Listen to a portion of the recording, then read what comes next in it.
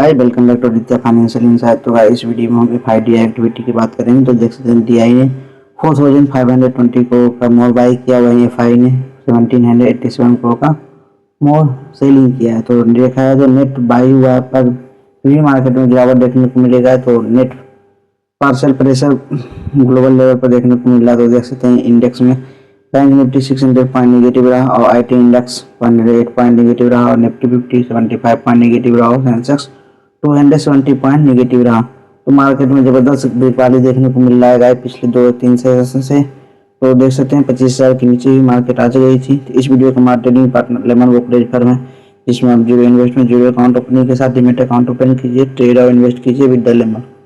तो risk free आप शुरुआत कर सकते हैं म्यूचुअल फंड एंड आईपीओ से। तो थैंक यू, चैनल को लाइक कीजिए, सब्सक्राइब कीजिए और बेल आइकन का दबाना ना भूलें। Thank you.